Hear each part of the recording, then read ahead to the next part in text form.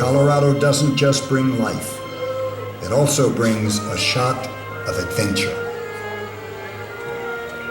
Visitors set off on a whitewater trek from Lee's Ferry, mile zero of a 277-mile trip, a 2-week journey through the rapids of the Colorado.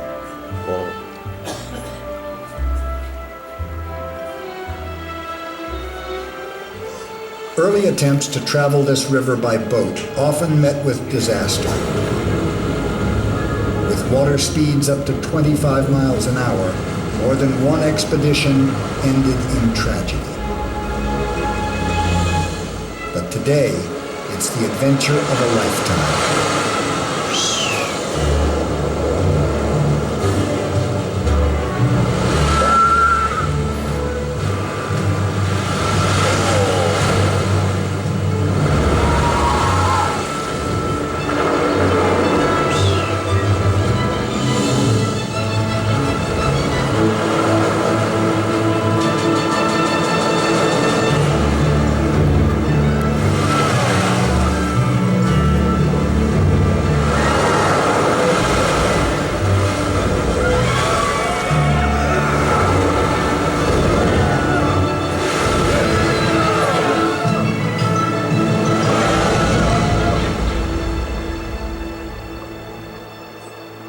Beyond the thrill ride, the river takes visitors through a wilderness of stone and brings them face to face with the raw power of the earth.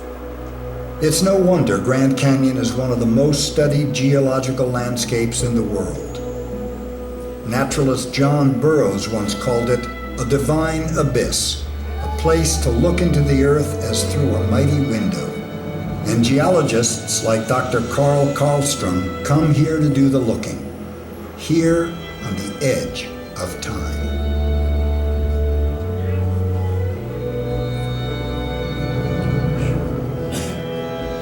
The Grand Canyon is such a fantastic geological laboratory.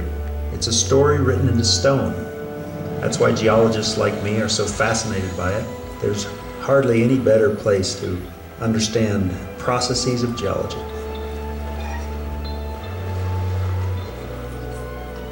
This is in fact a very young canyon carved out of very old rocks. When you're on the rim, you can sometimes get a glimpse of the river that's carving through the rocks of the Grand Canyon. And the Colorado River's carved the Grand Canyon in about 6 million years. Here, history can be read on a grand scale. 3 distinct geological sections. The oldest Vishnu basement rocks at the bottom, the Grand Canyon supergroup tilted in the middle, and the horizontal sedimentary layers on top. It's a record of rock that goes back some 2 billion years, almost half the age of the Earth. Across its nearly 300 miles, Grand Canyon reveals its origins in one of the finest examples of erosion in the world. And while some riddles remain regarding the precise sequence of events, much of its history is clear. Nearly 2 billion years ago, the basement rocks of the Grand Canyon region began to form. Over the next billion years, the region underwent deep erosion. The exposed basement rocks were covered with sediments that were tilted and yet again eroded. Around 500 million years ago, more layers of sediment began to accumulate. 2 miles of sandstone, shale, and limestone were deposited as seas advanced and retreated many times. About 70 million years ago, the Pacific and North American plates collided, lifting the Rocky Mountains and the Colorado Plateau high above sea level. Even as the Colorado Plateau was rising, its upper sedimentary layers were being eroded away.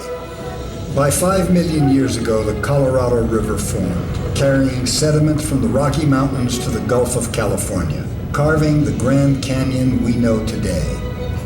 Growing deeper at about the thickness of a piece of paper each year, the canyon continues to change and evolve to this very day.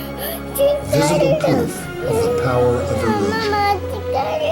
I think most scientists are driven by a sense of curiosity to understand what makes our natural world what it is. I can't wait to see next generations of geologists that will also be inspired to work on the geology of the Grand Canyon.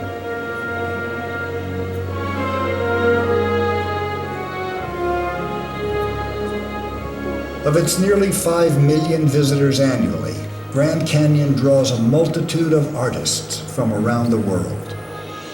Photographers, writers, sculptors, painters. Some see the powerful architecture of this land. Others, the passing play of light and shadow. From Thomas Moran to Gunnar Widforce to Ed Mell, Grand Canyon has inspired a rich artistic legacy.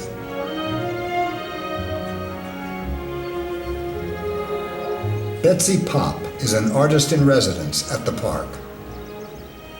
Being able to stay for a period of time in the Grand Canyon is, well, it's just one of the greatest natural settings on Earth.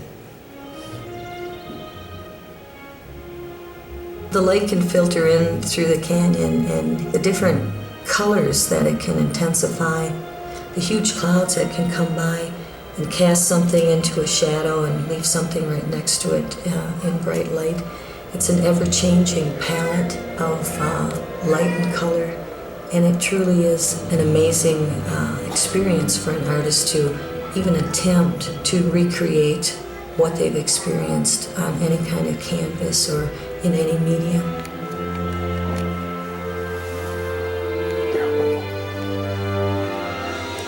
To walk out and do a plein air painting, you find the thing that inspires you, and you're working very fast. It's very spontaneous, and with the color and the light changing in the canyon like it does, you know you only have about a 2-hour window before the light is going to change too much.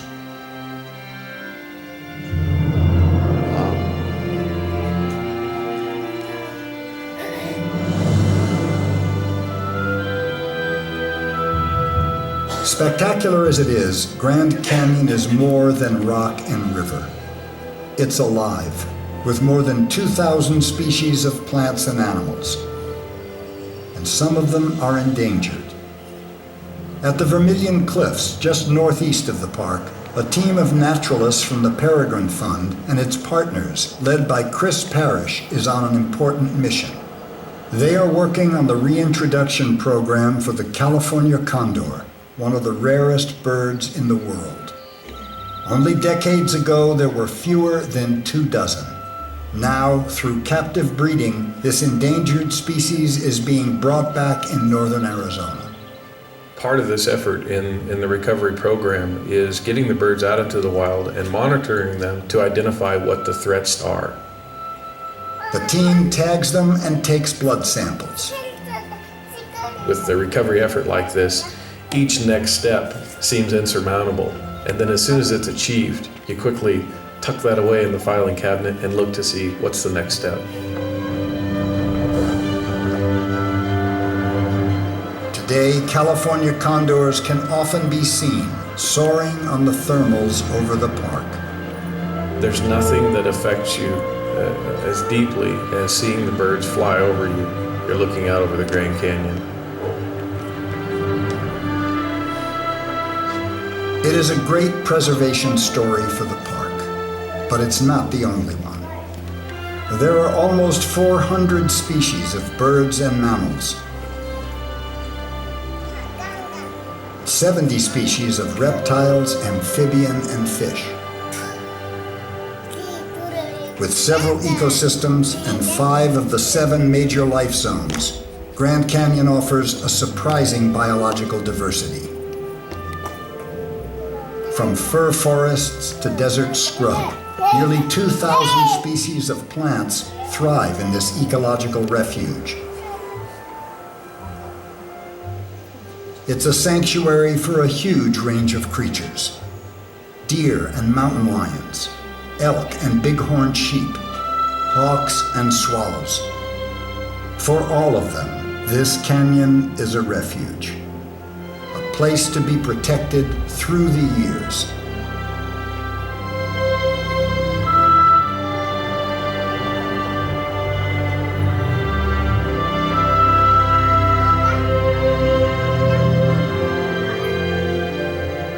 And so, a journey of wonder ends. For travelers who walk across the miles, here in a world of stone and light. And for them and the generations to follow, there is a trust to preserve this sanctuary, a trust in all our hands.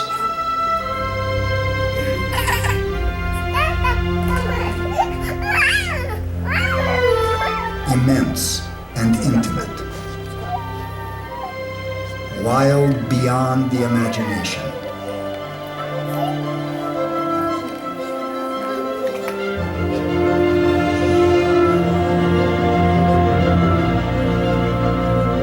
Outside of time, it waits, an ancient wilderness of rock. The place a journey of wonder begins.